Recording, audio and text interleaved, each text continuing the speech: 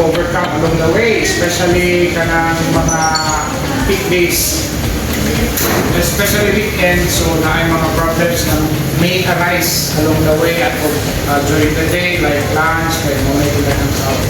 So most of the time, ang encounter ng mga problems like quality sa food, the customers. So dili na though napasa sa level sa quality, pero dili daw din mo makakanta ang pinakamagkakay, pero kung yun di ba tumutan na as much as possible na ang kanan mong nagawa is of good quality kung ganit sa siya. Kanang part na sa quality sa food. Kanang siya, usap na siya. Ayun, customer complain, like ang table, init ang aircon, kaya kanang hindi na kayo sufficient na pag-unaw. So kana usasan na siya sa mga problem na may problem na mo sa kuhaan, sa operations, day-to-day operations. Mga minor naman din na siya. Pero nasa usahay na like customer complaint na major, like wala na satisfy sa service sa inyong staff, wala na satisfy sa service sa especially ka na sa atmosphere na may customers na related na to ma-please. So, kaya siya mo sa mga problems. Kung kita, usually day-to-day, kung din siya all the day, all the week, na may problem na yung anak. Kuhan lang siya, kanang murag random lang ba, or kanang salad, lagyan mo kung parang na init, init pa na, may customer, pero kung hindi na kayo full area, at ang lagyan ng init sa isa. Kung saan man gusto din mga problem na lagyan na usually na makita ko sa mukha. Dahil yun,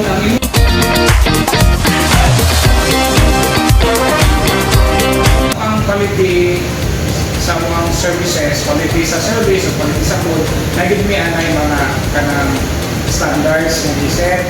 Like for example, dapat ay quality control before siya ituwas sa kitchen, na siya ay kanang init pa ba, o itutunaw, kailan may usahay ko na mag-order ang customer, hindi na ito-serve, so dapat init din na siya. So, kana sila mga na for example, hindi nga kayo quality of food. So, dapat naasa siya QC tuwas para make sure bigyan mo ako. Kato, na siya problem.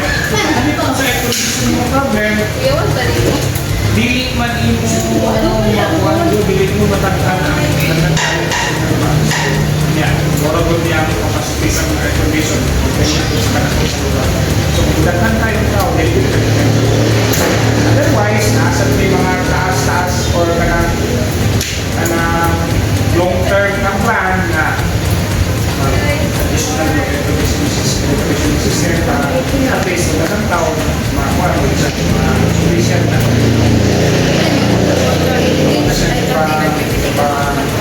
pagkitanan pa maalis. Gamit kasi tayo ano pa siya ang long run or hindi na maato. So, nasa siya mga plano, pagsitanan para ma-address siya. Though dili kay siya din makaikuta na mga problem kayo. Kanila po sila sa panahon. Pero tuloy ba yun? Sa tungkol sa dapat ilang paano sa pag-address. So, tama na. Actually, naabot ko yung ilang dito. Ang maintenance yung kalimit para nag-good siya. Pero kung sa kayo, ay tayo mo na.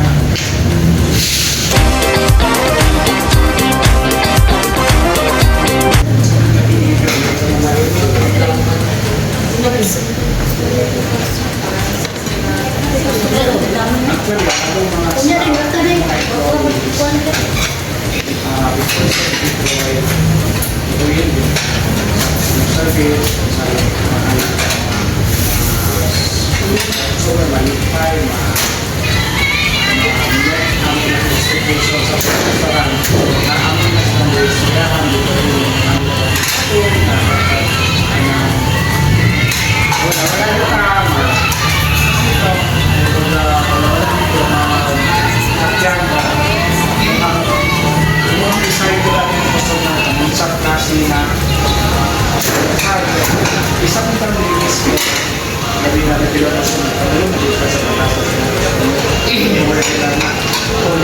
sa yung binasa kuan na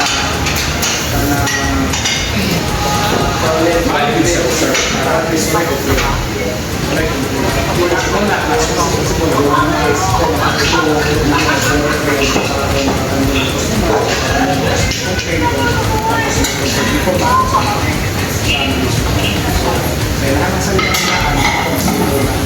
if ever deploying naman yung worst na scenario na maganda o sa kanisa o escalate ang problema so dapat tayo gawas para kung guys sa problema ko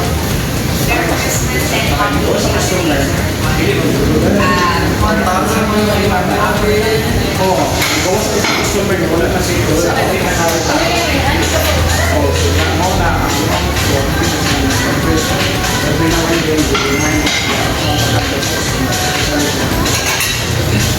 sila naging post na sila gitna so kaya nila mag-spread sila paminaw pinuwi na para kita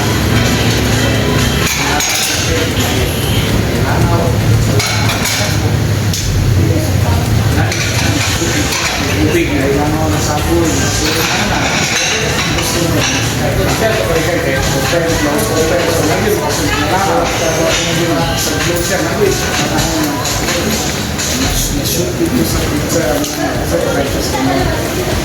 pero mas maayo rabi at ito kay because this was sorry